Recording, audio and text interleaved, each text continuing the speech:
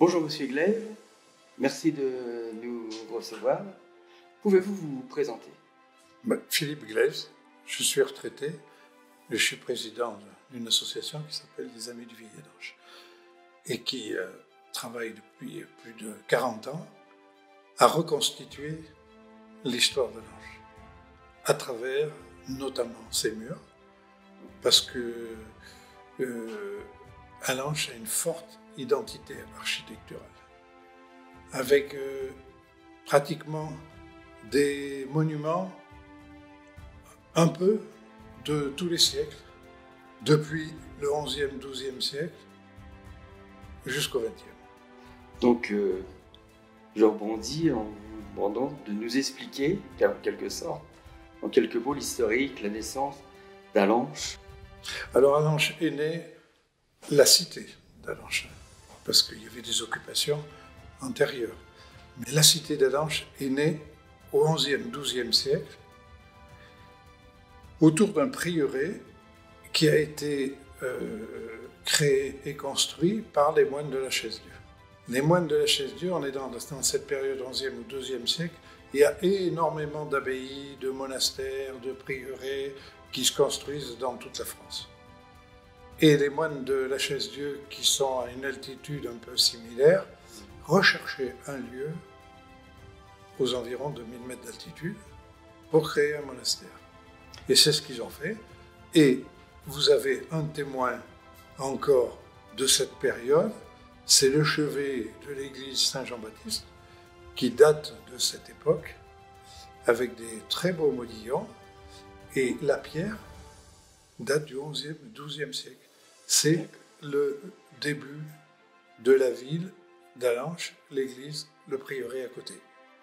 Donc, de ce que vous nous dites, depuis le 11e siècle, 13e siècle, 15e siècle, les lieux emblématiques du village, en quelques mots, c'est quoi? Le prieuré et puis... Alors, après le prieuré, le 13e siècle est un siècle paisible, il n'y a pas de gros soucis.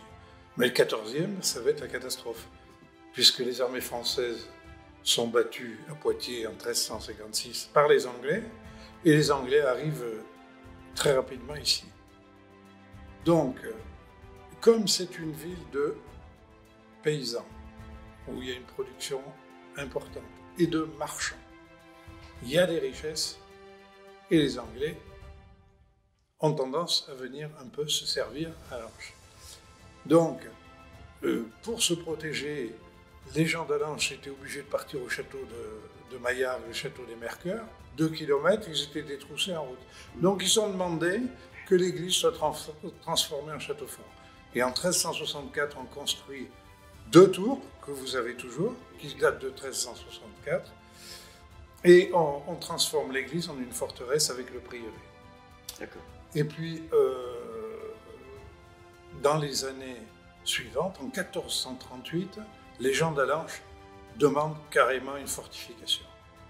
Et là, vous avez les remparts que vous pouvez voir le long de la rivière, et qui datent de cette période, donc le 15e siècle, une période très agitée, parce que après les Anglais, il y avait des bandes qui étaient restées, des bandes de mercenaires dans la région, et qui détroussaient les gens. Donc, si vous voulez, on a demandé une première fortification, c'est l'église, le prieuré. Deuxième fortification, c'est autour de la place de l'église. Et troisième fortification, les gens ont demandé carrément que toute la ville soit protégée.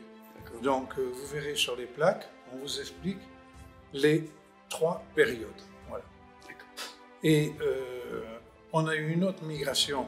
Alors, dans l'autre sens, ce sont des Suisses qui sont venus, 42 Suisses, pour faire le fromage à partir de la fin du 19e jusqu'au 20e siècle, et qui ont créé des laiteries. À Adanche, il y avait 4 laiteries, à Marcenat, enfin dans toutes ces alliées, ils ont apporté beaucoup, parce qu'ils ont apporté l'hygiène qui était un peu défaillante dans notre région. Et donc, 42 laitiers suisses, et il y a toujours des familles qui sont ici. Même dans notre association, on a un descendant de laitiers suisses. D'accord. Et après, il y a eu l'arrivée des couvreurs de Alassac-Travassac en Corrèze, qui sont des grandes carrières d'ardoise, qui sont venus s'installer ici, et pour remplacer, à partir du début du XXe, le chaume sur les toitures. Et ils ont apporté cette ardoise de Corrèze, et qui fait que le pays a une très belle harmonie, puisque toutes les toitures sont quasiment pareilles. Et en dessous, vous avez la pierre volcanique, les murs en pierre volcanique, c'est ce qui fait que Allanche a une identité forte sur le plan de l'architecture. Et donc, en termes de population, quels ont été depuis le XIe siècle jusqu'à nos jours, on va dire, depuis la création du village, les changements significatifs apportés à la ville? Donc, il y a eu des marchands de toile, il y a eu des paysans. Si vous voulez, il y a eu un phénomène de migration. 4 migrations. La première, les marchands de toile, parce que dans les fermes, il y avait beaucoup d'enfants. Et l'hiver, on n'arrivait pas à nourrir toutes les bouches. Donc, on fabriquait du chanvre le long de la rivière dans des moulins. Et les Allanchois, les plus dynamiques, sont partis faire le commerce du chanvre, du mulet, des chevaux et des bovins, même jusqu'en Espagne. Donc il y a eu une période qui a duré plusieurs siècles, très très active au niveau des foires notamment. Et les marchands de toile ont fait fortune, ils sont revenus à Allanche parce que comme c'était des paysans, ils étaient très attachés. Et vous voyez de belles maisons, il y a énormément de belles maisons, ce sont souvent ou des marchands du village, ou des marchands de toile qui ont ramené de l'argent. Vous avez le plus symptomatique, c'est l'hôtel moderne, qui s'appelait Hôtel Bonal, qui a été rénové par Haute Terre Communauté récemment, qui est un immeuble art déco de toute beauté, construit par un jeune architecte, Georges Breuil d'Aurillac, qui avait été touché par le Salon des Arts décoratifs de Paris en 1925. D'accord. Et un marchand de toile, donc Jean Pellegrini, qui était un très gros marchand de toile, lui demande de faire un hôtel pour lancer le tourisme et accueillir les marchands pour les foires. Et il construit l'hôtel moderne, qui est un hôtel art déco de grande qualité. Si vous voulez, on passe après l'Art Nouveau, on enlève toutes les floritures et on revient à une architecture classique avec des lignes droites. C'est très bien traité. Vous avez par exemple toutes les rambardes, les protections. Il y en a 23 à chaque fenêtre. C'est le drapeau de l'Auvergne, en fer forgé. C'est quelque chose vraiment de qualité.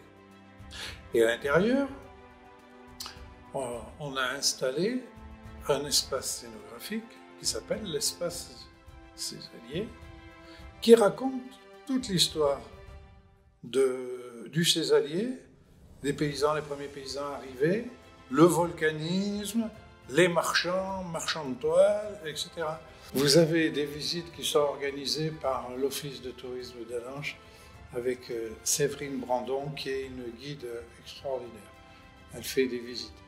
Quand il n'y a pas de visite, le promeneur peut circuler dans Allanche et il a à sa disposition 22 plaques en lave émaillée qui lui racontent l'histoire d'Allanche, l'histoire de l'architecture, l'histoire des hommes célèbres. Il suffit de se promener et vous avez 22 plaques dans la ville qui vous expliquent tout, y compris les remparts. Je voulais juste vous signaler que le tableau derrière est un très beau tableau de Morel Facio qui a été étudié par un des amis du village qui s'appelle Alain Del Piro et qui nous l'a décrit. Morel Facio est un grand peintre. Et c'était un cadeau, si vous voulez, de l'État à l'époque. Dans cette salle, qui est la salle d'honneur de la mairie, et qui était une des salles du château, avec un plafond qui date du XVIIIe siècle. Oui. Monsieur Glaise, le Club 15 vous remercie de nous avoir reçus dans cette Belle salle et à bientôt.